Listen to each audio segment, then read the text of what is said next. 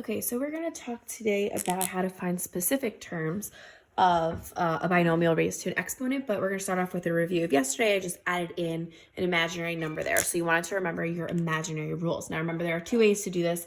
You can either use your Pascal's triangle, which we know you're counting at 0 row at the top, and you count all the way down to 5.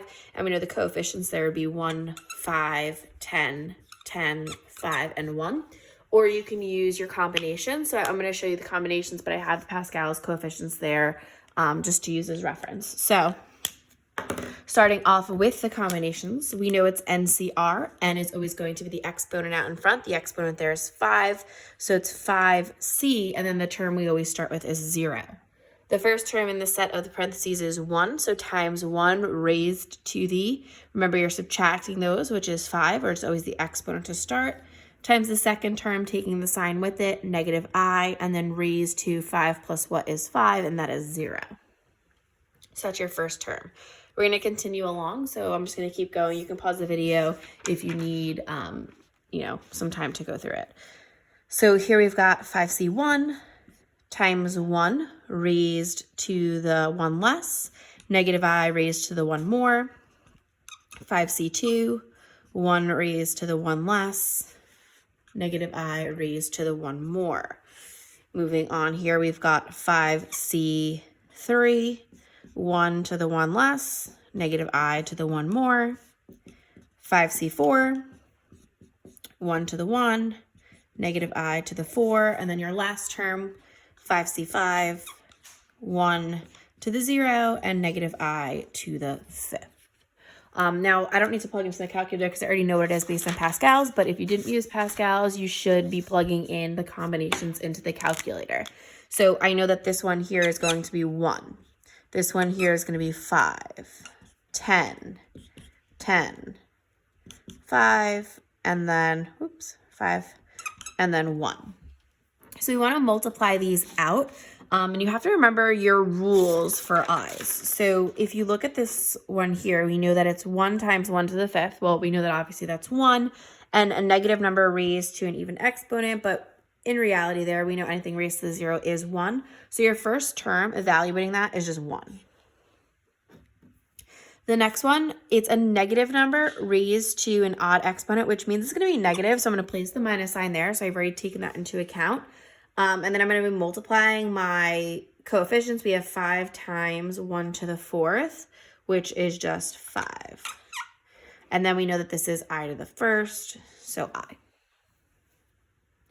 The next term here, we've got a negative number raised to an even, which means it's positive. So I'm going to place the positive there, so I already know that.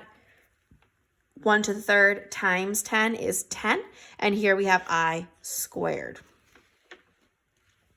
The next one here, we have a negative number raised to an odd exponent, which means it's going to be negative. 1 squared times 10 is 10. And then we have I to the 3rd. A negative number raised to an even is positive.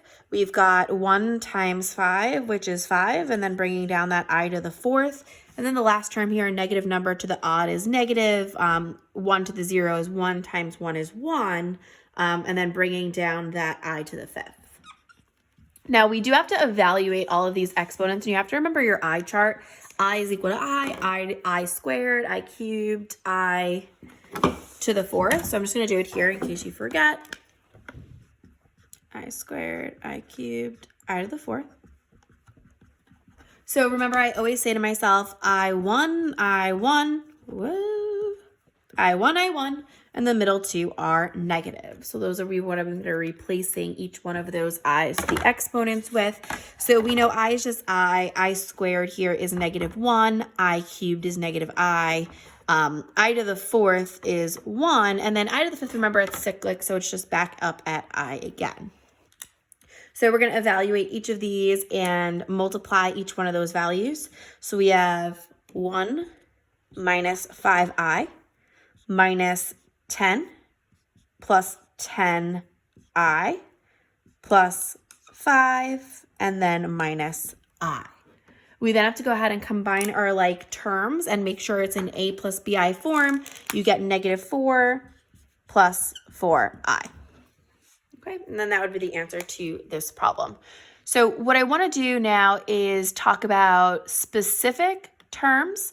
And the way you find a specific term is using a formula. I'm not really a fan of formulas, so I'm going to show you another way to kind of think about it without memorizing it. But basically, we're going to be using combinations. That's why I prefer the combination method. So it's NCR minus 1 times x to the n minus r plus 1 times y to the r minus 1. So if you think about it, you have the total number of your exponent here, the number term that you're referring to, minus 1, because if you think about it, we always start at the 0 row. So you start counting at 0. So if I wanted, let's say, the third term, I would say, okay, 0, 1, 2. So notice I'm not writing 3, I'm writing 2 because I accounted for the 0.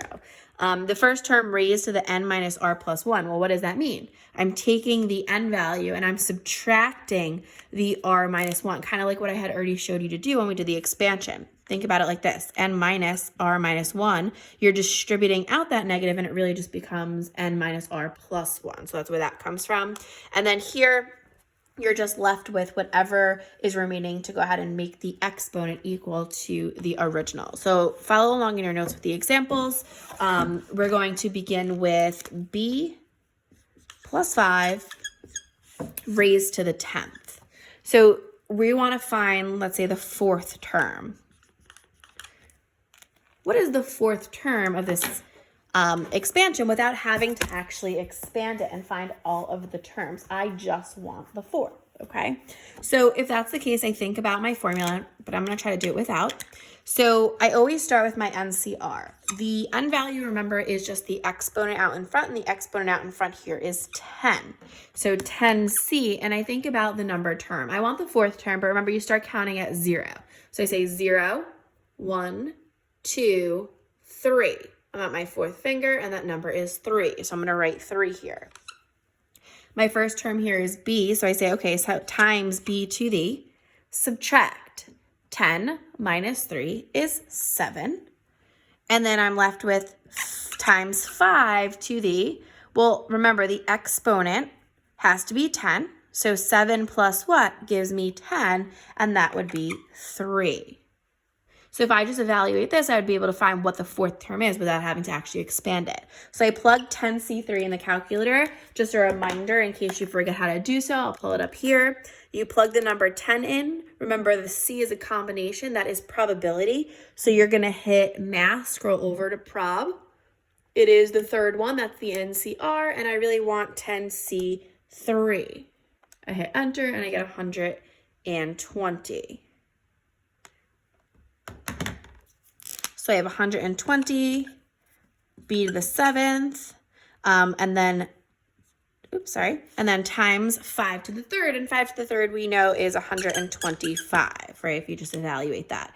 Now, we know that we have to obviously multiply 125 times 120, and when you do so, you get 15,000, and then b to the 7th. So that would be the fourth term of this expansion if you actually were to expand it.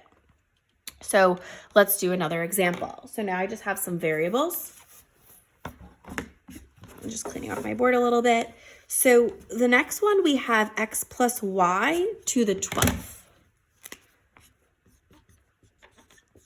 And for this one, I want my sixth term. Well, if I want to find the sixth term of this expansion, remember, I'm thinking about my combinations. The exponent there is 12. I have 12c, and I need to figure out, well, what is the next subscript? So if I want the sixth term, I have to count to my sixth finger.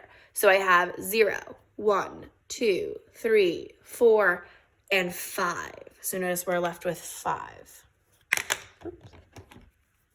The first term there is x, and it's raised to the subtract your subscript. So 12 minus 5 is 7.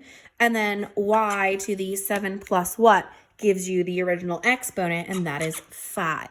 Just plugging in my 12c5 into the calculator, I have 792 x to the 7th, y to the 5th, and that would be my sixth term. Okay, so let's do another one. So now I'm adding in some coefficients for the next. So for this one, we have x plus 2y, and then to the 8th power, and I still want my 6th term. So if that's the case, remember, think your NCR. We have our exponent is 8c, and I want my 6th term. Well, if I want my 6th term, remember, you start counting as 0, 0, 1, 2, 3, 4, and 5. The first term in the binomial is x, and then it's x raised to the, subtract the subscripts. 8 minus 5 is 3. And then we have 2y, remember, take the coefficient with it, and then it's raised to, well, 3 plus what gives you 8, and that is 5. So we do have to evaluate this one. So not only do we have to plug in 8c5, we also have to plug in, remember, 2 to the 5th, and that's going to be part of your coefficient. So I'm actually going to do that first, 2 to the 5th, and then times 8c5, and I get 1792, x to the 3rd, y to the 5th, and that would be my 6th term. One more.